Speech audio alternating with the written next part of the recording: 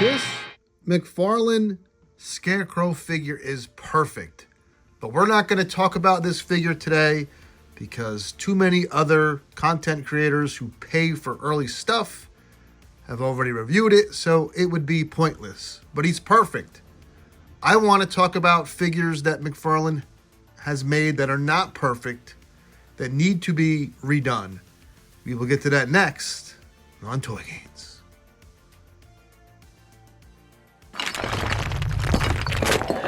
Toy Gains! That's you and me, baby! Toy Gains! I can't take it anymore! It's Toy Gains! So anyways, let's get down to the nitty-gritty. So I know McFarlane could do a really good classic Robin because this one is halfway there. Cloth wired cape, the yellow pops, the red pops, the green pops, but more importantly, the head doesn't look like a screwed up child actor. And I love Corey Feldman, but I don't want my Robin to look like Corey Feldman. Moving them away. And this figure, I believe, who was maybe an Amazon exclusive. He was exclusive somewhere. A lot of reuse here. A lot of reuse from the Kelly Dark Knight Returns. So that's issue 1. I don't hate the body. A little sculpt work on the underoos, which is nice. That head, though, it's just... I don't hate it as much as other people do. But I certainly don't like it. And I'm not in love with it. Redo this guy. Cloth wired cape. I don't know what the fudge is going on over at McFarlane, but I've gotten 3 figures in a row with a cloth cape with no wire. Please. Like, what did the spindle of wire run out at the warehouse? You had a big spindle, ran out. No more wired capes. I don't know. I do know this needs to be redone before the line is over. I'm hearing rumors now that it's going to continue through next year. So he does remake figures. He's done it to Supergirl. Of course, he's done Superman now 15 times in a row. He's redone Supergirl and made a better version of her. Who else did he redo? Did Bane, did it classic Bane, did a classic Killer Croc. So he goes back to the well. Please go back to the well. Give us a classic Dick. Let's move on. So I already customized this is like year 1 DC Multiverse. What was that wave? Like an animated Batman and Superman, a Supes 1000, a weird Detective Comics Batman that I never got because I thought it was horrible. Her and something else weird like Cyborg. It was very strange that first year. I did pick up that Superman and Harley Quinn, which I want to say this version of Harley Quinn debuted in the animated cartoon series. So it made sense to mimic that head sculpt. But this head needs to be done in a more realistic version. And I know you are looking at that right now. And it's a Mezco head. I don't know where this head is. Here's that figure right here. There's rumors of a 2-pack with this version in Joker. I forget what the name of the comic is, but it's a classic cover. That's a rumor. I don't know. We need Harley Quinn in this style with a more comic accurate, updated head that doesn't look like a cartoon. This is a figure that could be in that collector's edition, all decked out with the hound and all the accessories. You could really deck it out, really make it a fun release and charge, the wacky $35. But give us a lot in that package.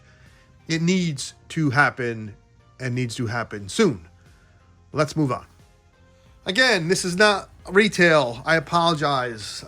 Retail release came in a 2-pack and it came in a single pack. And there was no wash on this coat. I added wash. This is 3 different figures to make a goddamn, Hush the way we see and love this character. Newer Batman villain. The boots are like that Biosuit Hazard Batman, who I think is an underrated figure. That had like the light up backpack, 2 different versions. The belt is from a Mattel Hush. I got that for cheap on eBay. Stripped it off. I had to do 3 different figures together to get the Hush I wanted. Give us this Hush in this look, please. And if you want to be unique, give us a cloth coat and make it wired. Oh, baby, make it wired. It would sing. It's a really, it's tough to beat the classics.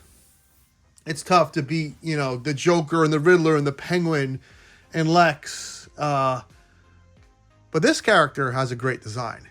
It's borders on like horror and comics and pop culture. No, what the hell am I looking for? That's the word I'm looking for there. Pulp fiction? The fuck am I talking about? Anyway, I like it. Also reminds me of Darkman, which is an underrated flick with Liam Neeson. My mind is all over the place. I want this figure remade and I want it to look right. Those are my top 3. I'm going to do this again because there's about 3 more I want to talk about. And listen, I always do this and always do these reviews with my DC Multiverse shelf in the background. And I'm staring at it as we speak. And I know people either love or hate this line. But I'm telling you, as the weeks go by and we get figures as good as that Scarecrow, let me bring him back in. Which Scarecrow is wild because you're not going to be able to reuse a lot of that. He gave us a sickle or this little scythe skull. There's a wash on there. When the man wants to do a good figure, he could do a really good figure. And if I had to trim the fat of my DC Multiverse collection, I would probably only sell about 20 figures. I still like the line. I just don't love the distribution and the price hikes. Still, when I get a good figure, I'm pumped and excited and I want to make videos. As always, let me know what you think. Weekend is here. If you can, get to the Newberg Toy Show. As always, take care. Have fun. Everything that guy just said is bullshit. The Newberg Toy Show is back, baby! Filled with your favorite new and vintage toys. We're back at the Newberg Inn. Wall-to-wall fun for the whole family.